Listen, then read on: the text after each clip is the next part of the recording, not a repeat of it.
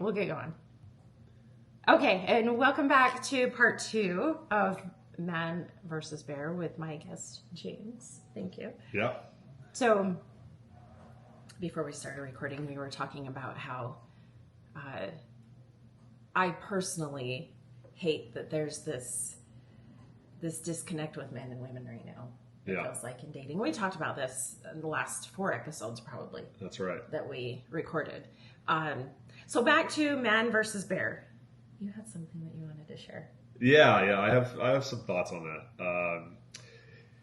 So continuing the conversation that we were having last episode, we were discussing some of how these types of conversations are facilitating the dialogue that I think we need to have around these issues, right? Mm-hmm. As I mentioned before, I think social media and all that stuff is primarily damaging, but in these instances, it can certainly be beneficial to have these types of conversations.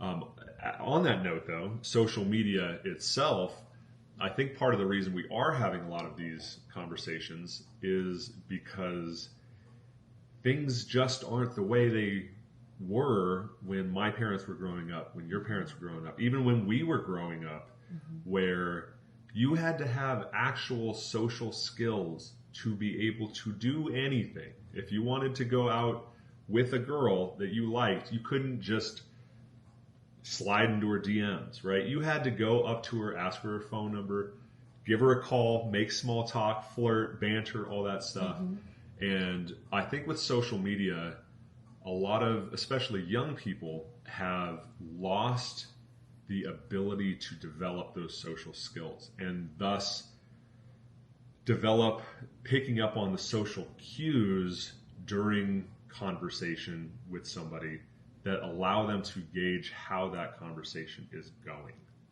And that's a lost art, it seems like, because that's why I think you have people at the gym or people at work or wherever not being able to just have those kind of, hey, how's it going? I'm James. What's your name? And you can pick up if they're feeling it or not, if they're into it or not. If they aren't continuing the conversation, they may not be interested, which is okay, right? Yeah. But I think, like I said, I think it's been a lost art, because now all everybody does, or a lot of people do, is just sit behind a screen, and that's their personality. Mm-hmm. It used to be like, oh, online is a small part of who I am. Now real life is a small part of who I am. Absolutely. Even as a mother of 3 boys, I remember taking them and their friends, I'd take them to, I was that mom, the soccer mom, whatever. Okay, yeah, nothing wrong with that. Their basketball games, whatever. And so all of the boys would be in the back of the SUV. And they're not talking, they're texting each other. Yeah. Sitting next to them, right. They're texting. I know. And so it got lost. Yeah, they're all adults now. It got lost years ago. And I think that's why, how many arguments have you been in because of a text? Quite a few. You can't read the inflection in what somebody's saying, the tone that somebody's saying. And sometimes it is easier. It's easier just to text somebody. And a lot of times that's fine. It's sufficient. Mm-hmm. But if it's a real conversation, I think those need to be in person. If you're trying to, hit somebody up, it should be in person. However, I understand with the rise of connectivity with everybody, it's not, again, how our parents had it, where your options are somebody in your town. Mm-hmm. Right now, it's close. Anybody in the world. So it doesn't make a whole lot of sense for me to fly to a different place to just try and get a text or somebody who I may not have ran into otherwise, who I don't maybe know, because people develop these friendships on social media and they kind of get to know people's personalities based on things that they post and all that. Mm-hmm. Yeah, in that case, you're sending a DM, you're sending a text, you're sending whatever. And it can be taken anyway. Right. And I will fully admit guilt to this. There are a lot of times I misread messages from men and immediately think, what the hell? What is my belly's growing? But why is he saying this? What? You just want to hook up with me, don't you? And then there are a lot of times also that I'll take a step back and reread it before I will respond. Because I know me, I'm reacting out of emotion, right? Sure. And I mean, this happened with my buddy Brennan. Yeah. You know, we're texting and I'm like, I need a minute. Bro, because I'm triggered right now and I'm losing my shit and I don't want to be an asshole. Key and Peele did a great skit on this. I don't know how long ago it was, but you can find it on YouTube. They did something where misinterpreting texts. Yeah, it was pretty funny. But you were telling me about a text specifically about this guy that sent you something like, "Hey, we're gonna go have some fun," right?